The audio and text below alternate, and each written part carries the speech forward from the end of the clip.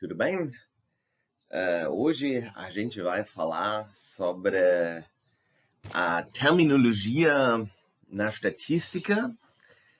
E estatística é algo onipresente, e por causa disso eu vou dar uma introdução nas ideias de estatística em geral, também nas ideias básicas que não vão fazer um grande papel agora nessas aulas de física e estatística. E depois a gente vai basicamente ver como a gente consegue depois quais são as coisas mais importantes para que a gente realmente vai precisar nessa disciplina. Agora, eu quero dizer claramente que tudo que é comunicado aqui, eu assumo que vocês já sabem. Yeah?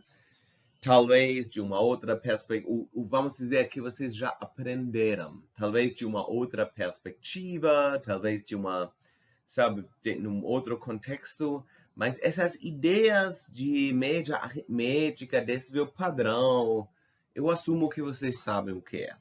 Ok. Mas vamos começar então com essa primeira aula que realmente tem conteúdo, porque claramente as aulas antes a gente ainda não tinha conteúdo de verdade. A gente falou, tinha conteúdo sim, mas não o conteúdo que vai cair na prova. O que a gente tem agora vai ser relevante nas provas e, na verdade, na disciplina inteira. Então, vamos começar com a ideia de uma elevação estatística, né? Então, a gente, no nosso caso, na física estatística, a gente normalmente inclui todas as partículas. Ja? A gente inclui o sistema completo. Mas isso não é o comum, né? A gente inclui o sistema completo e a gente chama isso, quando a gente tem tantas partículas que a gente consegue descrever o sistema completo em termos de estatística só, a gente chama isso o limite termodinâmico, e vocês vão aprender disso no futuro, mais adiante. Mas na prática, estatística tem um monte de outras situações em qual não tem todas as partículas presentes, todas as partes da amostra presentes. Por exemplo, o que é estudado estatisticamente são árvores, né? Por exemplo, você poderia categorizar árvores pelo tipo, e depois você pode dizer tanto 40% das árvores na Alemanha, não sei, tanto não, mas 10% são carvalho, por exemplo, ou faia, ou não sei o que. Então, isso é um jeito como você pode fazer uma elevação estatística. Claro que também você poderia medir outras coisas, como os mesmos objetos de estudo. Por exemplo, quando você estuda árvores, você estuda geralmente também o nível de dano, né? Então, as pessoas que cuidam da floresta, existe uma escala internacional de dano de árvores, onde que eles determinam, se uma árvore, não sei, tem sabe, algum tipo de parásito que está destruindo ele, ele está com a escala 2, não sei o que, ok? Então, você pode usar o mesmo objeto, estudar propriedades diferentes. Uma coisa que é muito importante para a elevação estatística são bebês, né? No mundo inteiro, a gente catalogiza o tamanho de bebês, né, que pode ser tantos e tantos centímetros, às vezes é muito grande, às vezes é muito pequeno, e isso diz algo sobre o nível de saúde das mães e não sei o que. Desempregados sempre são vítimas de elevações estatísticas. Em lado, a gente sempre quer saber quantos desempregados tem, mas uma estatística muito importante, por exemplo, é sempre o nível de educação, né? Se você tem uma sociedade em qual todos os desempregados têm nem um nível de educação, Isso significa que você tem que fazer que a sua sociedade fique mais educada. Mas agora, se você faz uma elevação estatística e você consegue ver que 50% dos desempregados não tem um doutorado, você sabe que você precisa de aumentar o número de empregos com pessoas com educação boa, ou também melhorar a educação, porque talvez o seu doutorado simplesmente não vale muito no mercado de trabalho. Agora, entre empregados, uma estatística que é sempre muito popular é o salário mensal, né? Quanto ganha uma pessoa. Mas na física, a gente estuda mais propriedades como a condutividade de um material, por exemplo, que pode ter valores diferentes, mas também a gente estuda um monte de coisas diferentes, mas na verdade a condutividade já é algum valor estatisticamente evaluado. Seria como medir o salário completo, por exemplo, de um país, né? A condutividade já tem alguma informação lá dentro. Tudo que eu falei agora não necessariamente no total vai ser relevante na física estatística. Na física estatística, a gente só tem certos tipos de estatísticas que são relevantes, porque outros não interessam a gente ou simplesmente não são compatíveis com o jeito de ciência que a gente está fazendo. É importante dividir em geral, e isso eu estou falando porque eu gosto de explicar essas coisas para vocês. Na aula passada eu já mencionei que o que vocês aprendem em estatística, se vocês deixam isso tocar realmente o seu pensamento fundamental, pode melhorar a sua vida muito. Então, geralmente podemos dividir entre valores quantitativos e qualitativos, né? E os dois são importantes, mas como vocês podem imaginar, na física normalmente são valores quantitativos. Mas os valores qualitativos geralmente são definidos, né? E isso podem ser valores nominais, por exemplo. Vamos dizer, você pode fazer uma estatística sobre quantas pessoas tem no Brasil que tem um nome que começa com X, né?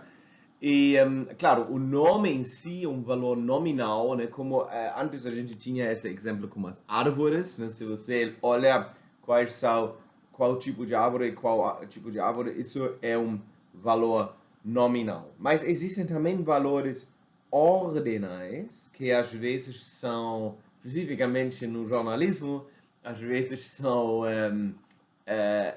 misturados com valores quantitativos que não são. Por exemplo, valores ordinais, um desses foi essa escala de dano de árvores que eu tinha mencionado agora. Mas também, por exemplo, o QI, o quociente de inteligência, é um valor ordinais. E com valores ordinais, você tem uma escala, mas, de novo, a escala é definição. Por exemplo, o QI, o médio de QI, é 100. E os testes de QI foram desenhados para satisfazer esse objetivo, ok? O médio de QI entre a população total é 100, ok?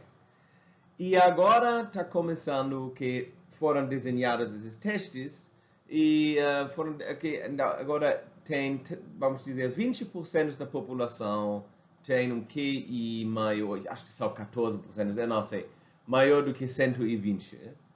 E menor do que 14% tem menor do que 80. Então é simétrico em volta de 100.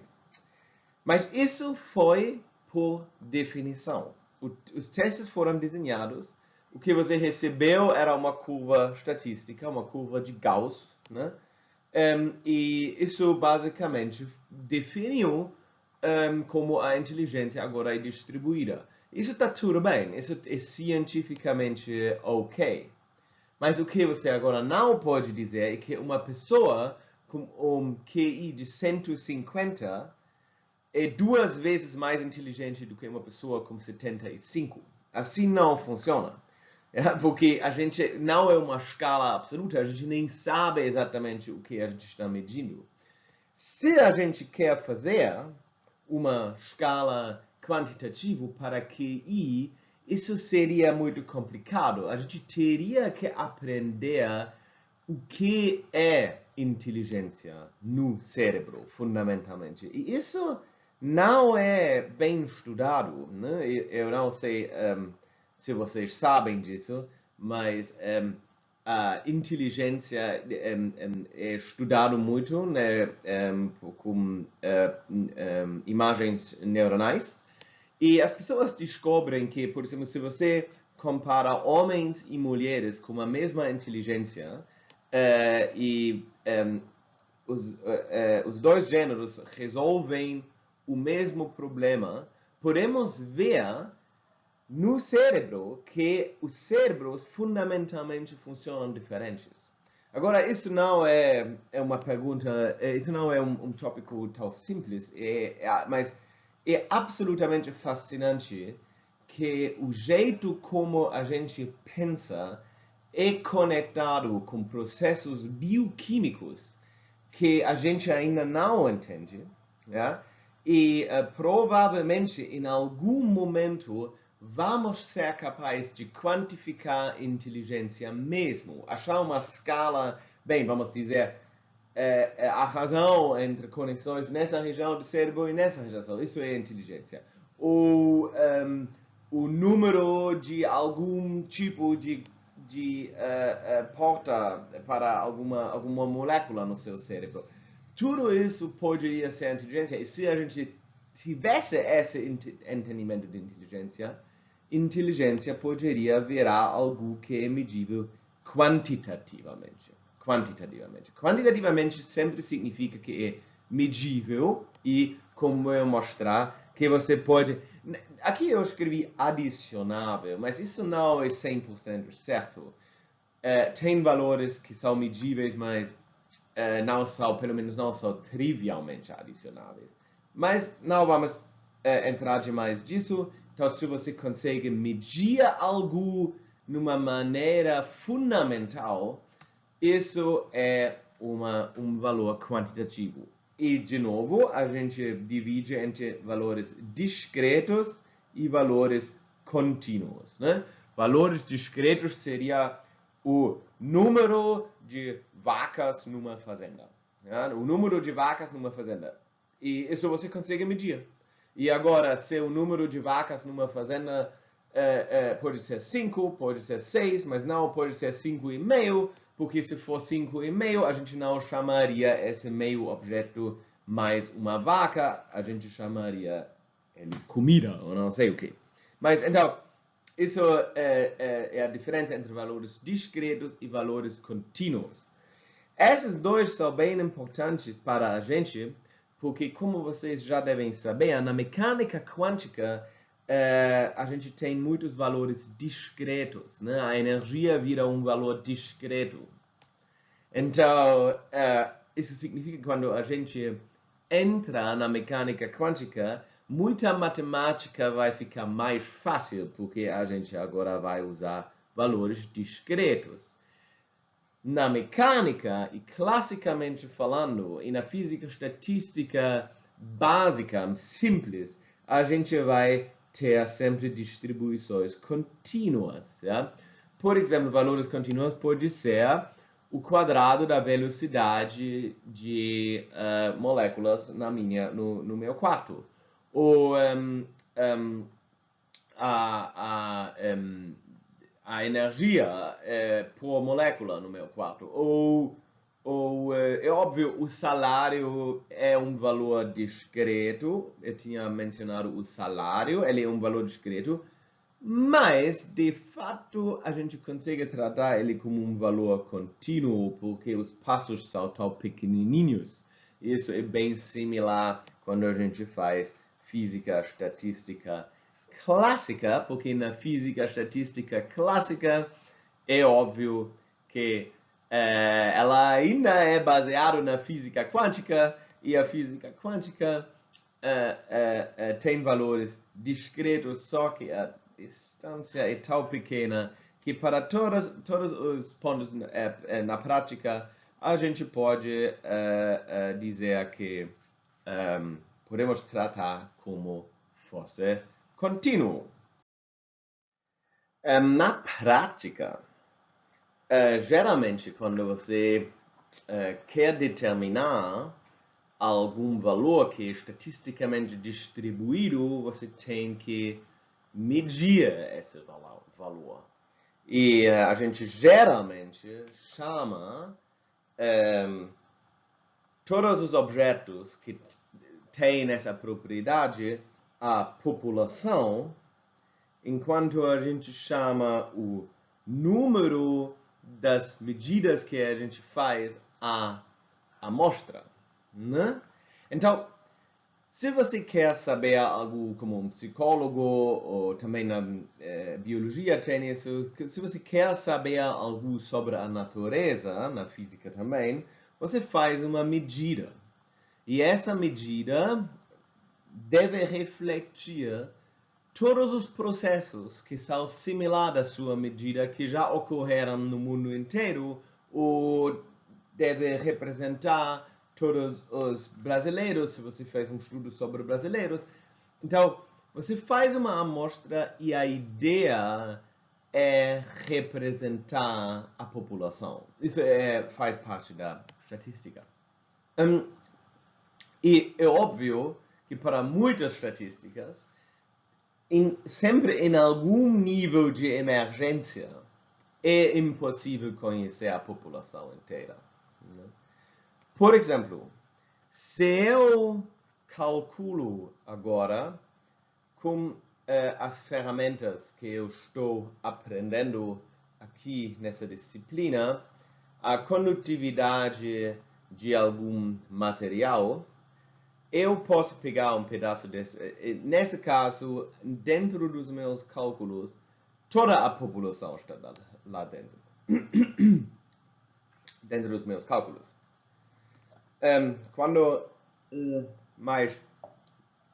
Mas eu só fiz uma medida. Então, todos os elétrons estavam considerados quando eu tinha um interesse de calcular a condutividade de um certo material. Todos os átomos, tudo pode ser considerado. E depois eu faço uma medida, e agora é óbvio que eu só medi um pedacinho. E pode ser que um outro pedacinho que é similar se comporta diferente. Né? Isso é medidas, por causa disso a gente determina o erro e muito mais, e a gente tem uma certa confiança na reproduzibilidade dos nossos dados. Na verdade, isso é algo super fundamental, né, sobre ciência. A falsificação, né, isso é do filósofo austríaco Karl Popper, que determinou basicamente o fundamento da ciência, sendo que uma hipótese científica tem que ser falsificável. Tem que existir experimentos que pelo menos, ou cálculos que pelo menos em teoria podem falsificar a teoria. Se eles falham, está tudo bem, mas vai ter mais possibilidades de falsificar. Quando algo não é falsificável, também não pode ser correto. Então, agora, eu sei que a gente vai trabalhar com física estatística, mas é importante entender a conexão para a estatística do nosso dia cotidiano, porque vocês leem sobre estatísticas, vocês fazem estatísticas no seu trabalho e vocês, sem entender permanentemente fazem avaliações estatísticas. É óbvio que motivações políticas geralmente influenciam a escolha da sua amostra dentro da sua população. Ja? Por exemplo, se você está fazendo um certo estudo sobre a inflação, sobre o número dos desempregados, sobre o salário, existem certas sutilidades onde você tem que decidir como fazer uma decisão. O que conta para os produtos que compõem a inflação? Como a gente decide o que está lá dentro? E assim, conscientemente, no caso ruim, inconscientemente no caso melhor, políticos e cientistas e todo mundo vai fazer escolhas para dar apoio para a sua opinião política, inconscientemente. A gente faz isso na ciência direto. Tem um monte de pessoas que, na verdade, todo mundo faz isso. Eu não sei em qual estado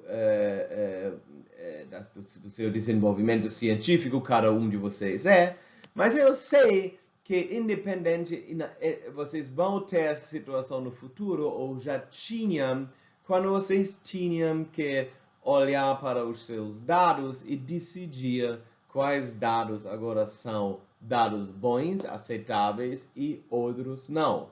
Muitas vezes é difícil dizer por que uma medida não deu certo.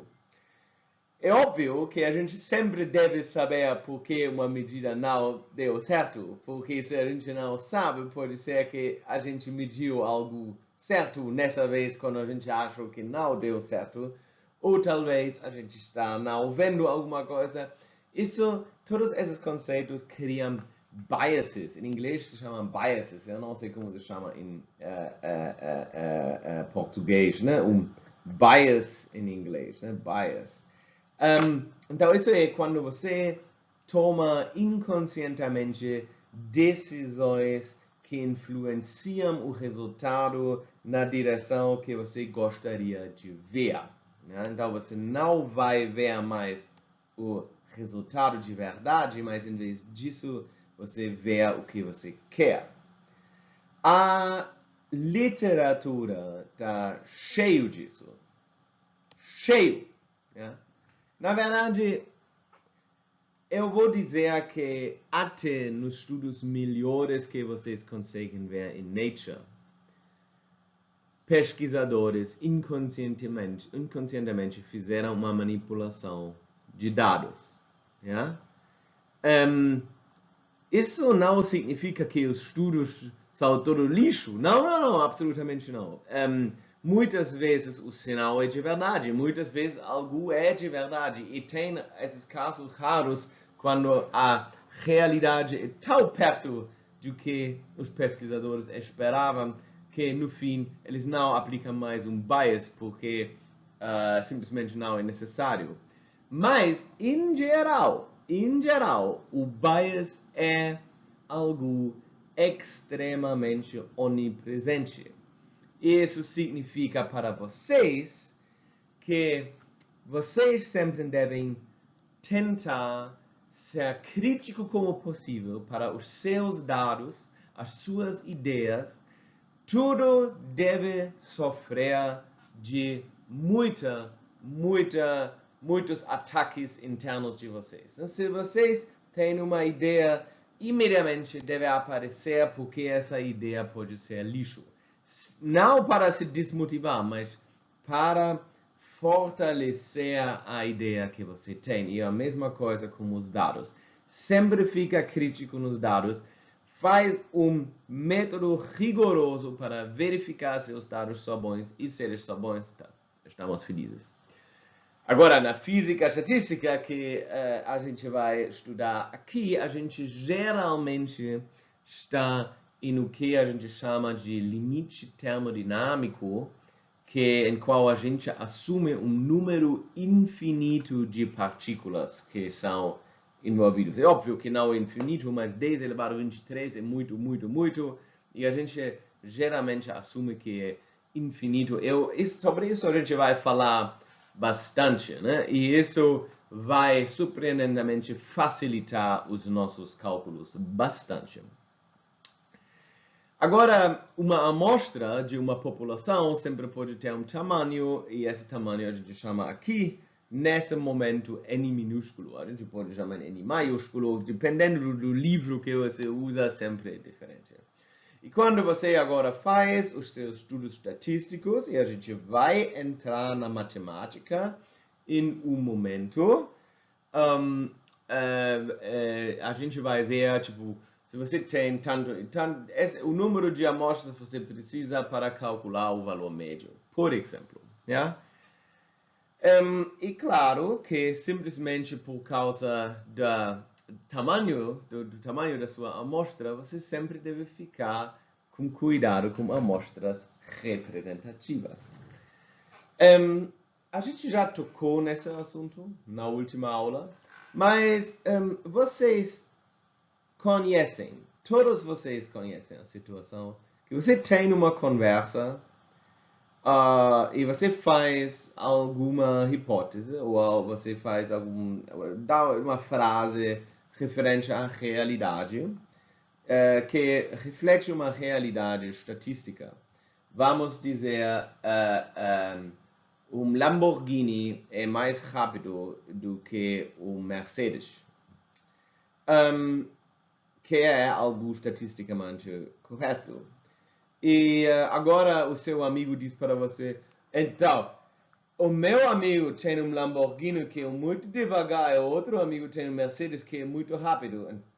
Pode ser que o Lamborghini está quebrado, ou é um Lamborghini com outro motor, porque o cara não queria andar tão rápido, ou é um Mercedes com um outro motor. A gente não sabe. O ponto é que só porque existe um exemplo onde que isso não é o caso, estatisticamente falando, nada mudou. Estatisticamente falando, Lamborghinis geralmente são mais rápidos do que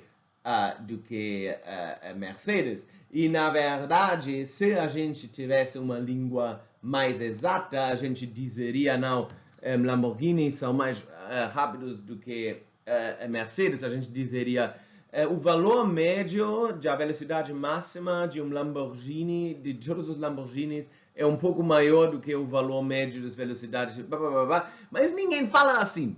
Ninguém fala assim porque não faz nenhum sentido falar assim. Por causa disso, a gente simplifica a língua e às vezes isso cria mal entendidos.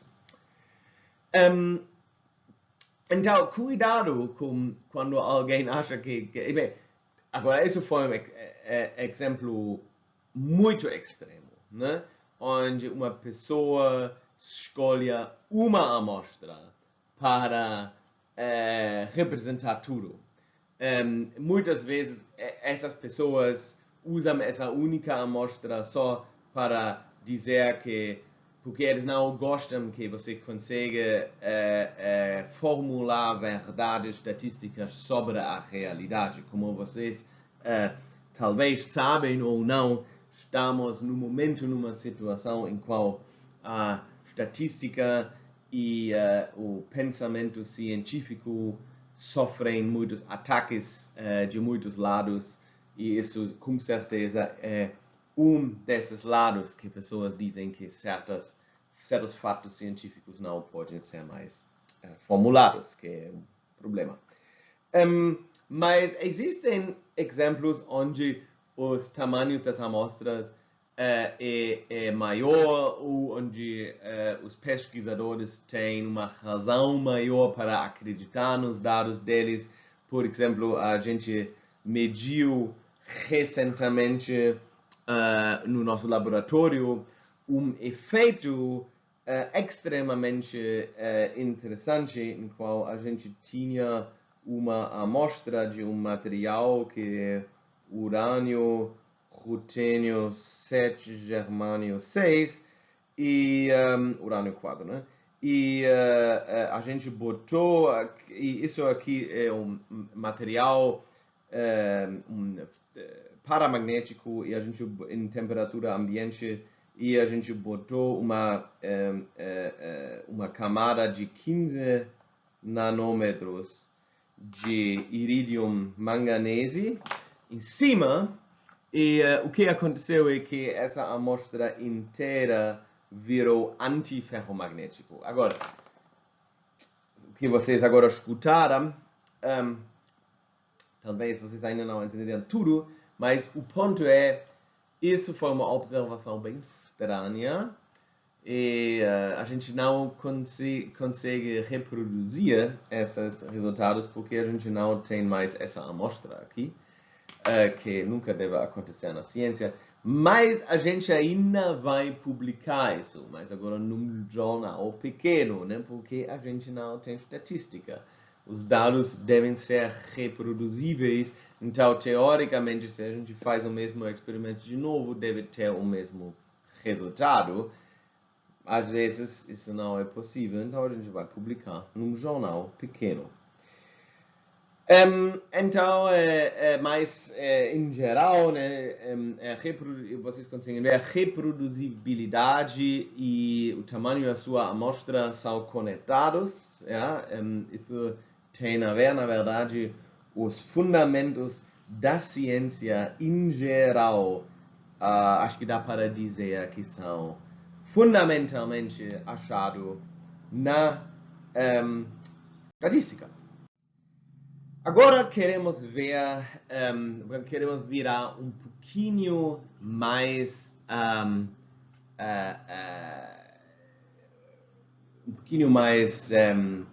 quantitativo, né? Então consideramos uma probabilidade x. Então, por exemplo, x pode ser a idade em anos. Ok?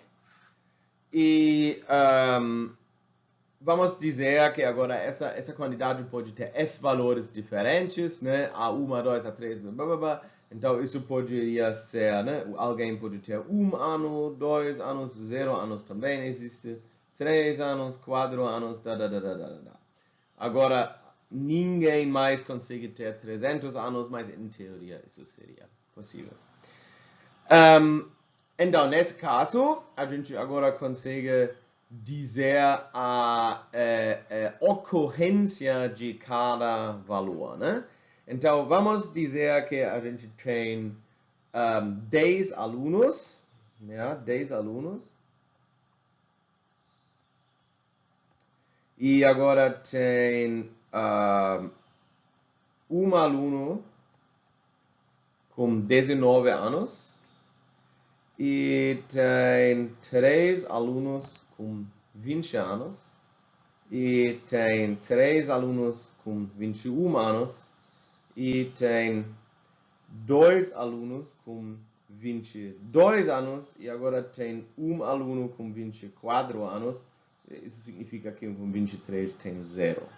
Isso seria a ocorrência, né, de cada vez. E agora você consegue calcular a ocorrência relativa, que seria 1 por 10 alunos, né? Então, a ocorrência total de alunos com 21 anos é 3, mas a ocorrência relativa é 3 dividido por 10. Né?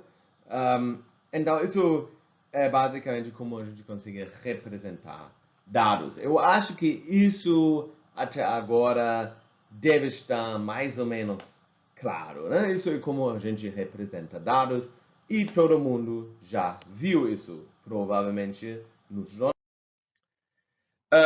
E isso a gente bota em diagramas, né? Basicamente para mostrar essas ocorrências relativas. Por exemplo, tem esses diagramas assim, né? Onde você pode ver diretamente quanto % de cada tem. Isso aqui é o Parlamento de Europa depois das eleições de 2004, então é bem antigo.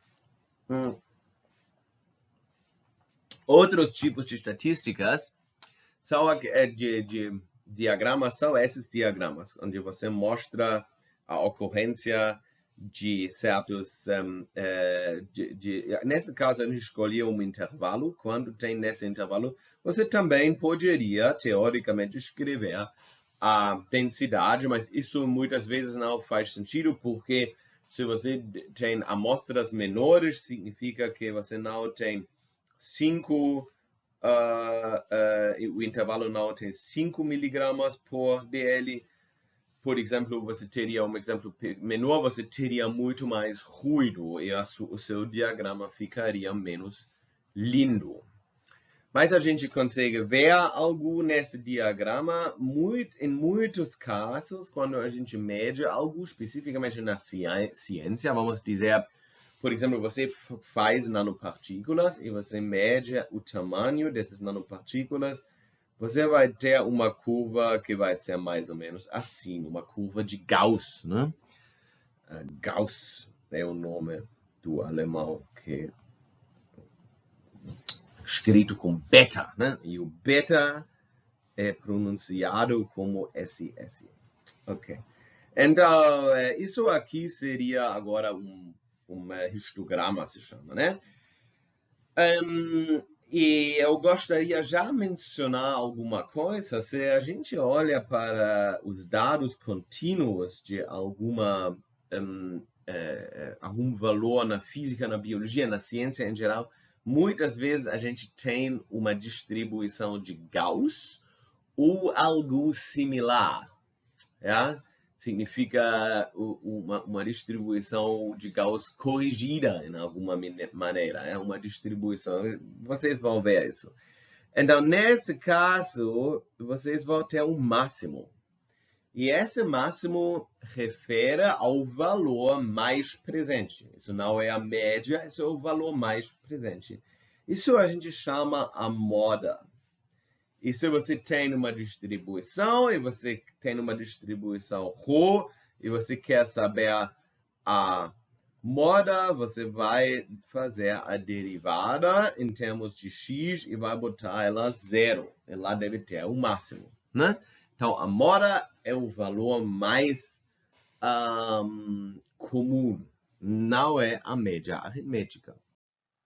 Agora vamos falar sobre a média aritmética, né? A média, a gente também diz às vezes, porque é tão comum que isso a gente considera a média, que é um valor que é definido pelo caso, por exemplo, da distribuição dos alunos que a gente tinha, né? Então, a gente tinha um aluno com 19 anos e a gente tinha 3 alunos com 20 anos e a gente tinha 3 alunos com 21 anos e a gente tinha 2 alunos com 22 anos e a gente tem um aluno com 25. Então, agora, qual seria a idade média entre esses 10 alunos? Né? Isso seria 19 mais 3 vezes 20, mais 3 vezes 21, mais 2 vezes 22, mais 25, e tudo isso dividido por 10. Né? Então, eu agora vou calcular isso em frente de vocês. E se esse cálculo falha, vocês podem me dizer na aula síncrona. Então, 19 mais 3 vezes 20, mais 3 vezes 21, mais 2 vezes 22, mais 25. O Google diz 211. Vocês conseguem ver isso? 211. Isso significa que dividido por 10, isso vai ser 21,1. De novo, 21,1. Se a gente mede a idade em anos, 21,1 não é um valor que vai ser encontrado, né? É 21, mas tudo bem. Então, 21,1, isso é a média aritmética da idade desses alunos de quem a gente estava falando. Isso vocês conhecem, porque a sua nota normalmente é calculada por uma média aritmética. Mas, então, eu não vou mais explicar isso aqui. É óbvio que a média, que aqui se chama média aritmética, mas a média em geral é um conceito extremamente importante na física estatística. Como eu tinha falado, existem geralmente muitas funções contínuas. E, na verdade, a sua idade é uma função contínua, né? A gente bota essa coisa do ano astronômico em cima desse valor, né? Você tem 4 anos, mas na verdade cada um de vocês tem tantos e tantos anos, tantos e tantos meses, tantos e tantos dias, tantos e tantos horas, tantos e tantos minutos, tantos e tantos segundos, e assim continua até os femtosegundos ou ainda menor, até a escala do tempo do Planck. Então, isso é algo que faz a nossa média aritmética diferente. Como a gente tem uma distribuição contínua, a gente tem que substituir a soma por um integral. Isso vocês devem conhecer. Por exemplo, quando vocês no cálculo, acho que é cálculo 3, fizeram o integral de Riemann, né? Quando você faz esse integral, na verdade, você tem a sua coordenada de integração que vai tirar disso aqui, que agora vai ser a sua densidade, né? Rho de x seria a densidade de valores em vez de número de ocorrências desses valores, né? Porque agora temos um valor contínuo e por causa disso a gente tem uma densidade. E agora, por exemplo, f de x pode ser a idade. Nesse caso, f de x seria a idade como um número não discreto, né? Mas você pode ter qualquer outro valor lá, né? F de x poderia ser a idade, pode ser a idade, mas pode também ser o quadrado da idade. Se a gente quer ter a média do quadrado da idade das pessoas. Ou pode ser a velocidade. Ou pode ser qualquer outra observável, né? Uma coisa que dá para medir, a gente chama de observável. Ok. Isso significa que qualquer função que a gente tem, independência dos objetos do nosso estudo, pode agora ser quantificado. Então, se a gente tem um material com elétrons lá dentro, a gente pode se perguntar qual é a velocidade média desses elétrons, qual é o momento médio, qual é a energia média, qual é a direção do momento magnético médio. Tudo isso agora a gente poderia basicamente calcular com essa fórmula, só que a gente ainda não sabe como saber a densidade de ocorrência dessas coisas. Ok, isso é a média aritmética. Vocês devem ser conscientes que também existem outras médias. A gente sempre diz a média e a gente está falando de média aritmética. Mas existem outras médias que fazem sentido em outros contextos. Eu posso imaginar que vocês agora pensam, outras médias. Não, a sua intuição está certa. Yeah? Para tudo que a gente quer fazer aqui, a média aritmética é a média que interessa. Mas só E a gente sempre vai falar só da média. Né? Qual o valor médio? Pronto. Isso vai ser como a gente não vai dizer qual o valor médio aritmético. Mas só para vocês souberem, por exemplo, existe a média geométrica, que que é muito prático para... não, existem aplicações, não vamos entrar demais. A média harmônica é muito importante para vocês, se vocês no futuro querem trabalhar com... se vocês procuram soluções para certos tipos de problema na interpretação de dados, a média harmônica pode ajudar bastante. Mas, de novo, não vamos entrar demais disso. Eu só queria que vocês estão conscientes disso, que existem essas. Ok. Existe também o mediano empírico, que é o valor em qual a metade de valores é embaixo do mediano e a metade em cima. Se você tem... Isso é bem fácil, você simplesmente pode olhar para o valor X, o meio, e claro que isso também se você quer... é isso.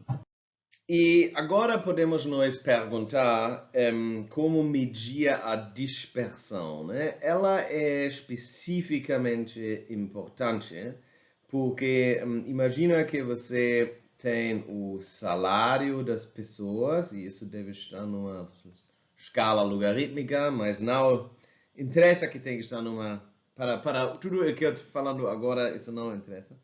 E aqui é o número de pessoas que tem esse salário.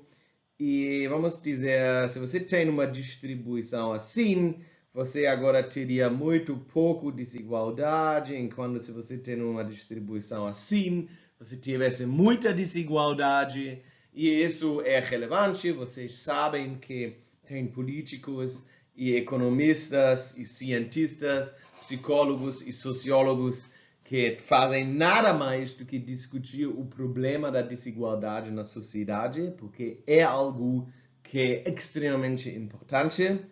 E é óbvio que a gente quer, por causa disso, ter um método para medir isso. E agora eu vou primeiro fazer algo errado. Eu vou dizer o que a nossa intuição poderia dizer. A nossa intuição poderia dizer que faria sentido definir a sua dispersão como uma soma sobre todos os seus AI menos o valor médio de A dividido pelo número dos seus pontos. Ok?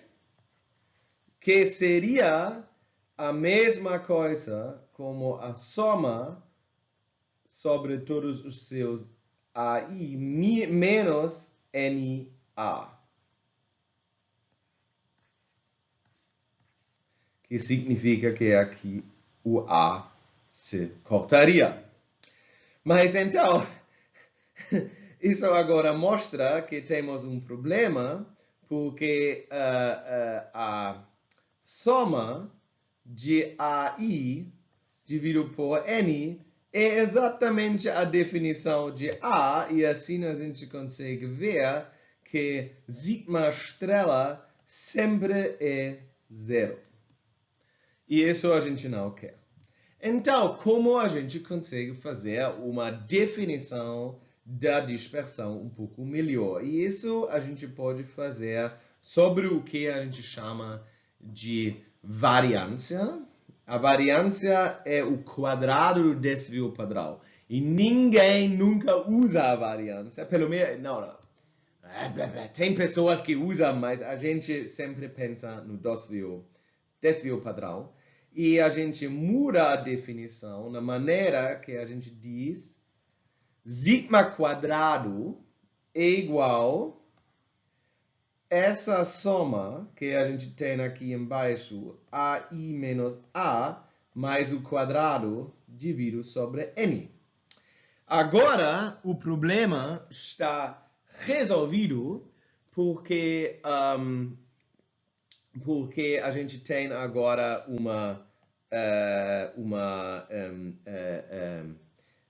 isso aqui sempre é positivo, yeah? Porque a gente pegou o quadrado. E como isso é o quadrado do desvio padrão, isso significa que o desvio padrão é a raiz disso tudo aqui. E isso significa que a unidade e tudo está certo e a gente não precisa se preocupar. Né? Eu não consigo. Eu sou burro demais para escrever um N, então eu vou tentar de novo. Ok, agora funcionou. Ok, então isso é agora o desvio padrão para uma função para simplesmente valores. Né? Então, a gente aprendeu que a gente consegue calcular qualquer valor médio de uma função, f de x, com ρ de x dx. E, em muitos casos, isso vai ser um pouco mais simples. Por exemplo, se a gente não quer ter uma função, mas só o x, né? Então, se a gente quer o valor médio de x e ele é distribuído com ρ de x, isso vai ser x vezes ρ de x dx. E agora podemos mostrar que o desvio padrão, nesse caso, seria a variância, o desvio padrão quadrado, seria desculpa, eu estou mudando aqui a nomenclatura no meio do caminho, isso não é bom. Então, seria o seguinte, seria o desvio padrão dessa função quadrado menos o quadrado do desvio do valor médio. O valor médio do quadrado menos o valor médio quadrado. Talvez vocês são mais acostumados de escrever o valor médio de uma função g com esses brackets, e isso agora seria a mesma coisa. Então, isso é a forma mais comum que a gente vai usar, mas o ponto é, isso surge diretamente da mesma lógica do que a gente estava usando antes. Ok. Então, geralmente, essa terminologia é muito importante. Eu acredito que vocês aprenderam do desvio padrão e do valor médio no ensino médio ou depois. Agora, quando vocês estudam nanotecnologia, significa, eu sei que vocês usam o desvio padrão nos fizestes. Ou vocês, obviamente, falam muito sobre o desvio padrão na mecânica quântica. Na verdade, vocês introduziram provavelmente o desvio padrão já na física quadro. Então, quero dizer que as ideias que eu expliquei aqui, simplesmente, provavelmente não são 100% novos. Tá? Provavelmente vocês já escutaram disso. Se não são novos, ok? Se são novos para vocês, eu posso dizer o seguinte. É muito importante que vocês entendam que sigma pode ser escrito como o valor médio quadrado menos o valor médio do quadrado. Isso é algo que a gente usa muitas vezes. Na verdade, acho que vamos já usar na próxima, na aula depois. Em alguma aula bem cedo a gente usa. Isso a gente usa muito, muito, muito, muito. Na primeira parte da disciplina, a gente vai tocar a estatística com muito amor, ja? Muito cuidado. E se vocês agora não entendem tudo, vocês não precisam se preocupar demais. Ja? Mas depois vai virar um pouco mais sério e a gente faz coisas de peso um pouco maior. Mas no fim, tudo isso vai ser um costume. Eu acho que isso é a última coisa que eu quero dizer aqui nessa aula. E eu espero que a gente consiga aprender tudo isso bem, ou vocês conseguem aprender bem, eu consigo explicar bem. Então vamos começar com coisas da matéria mesmo.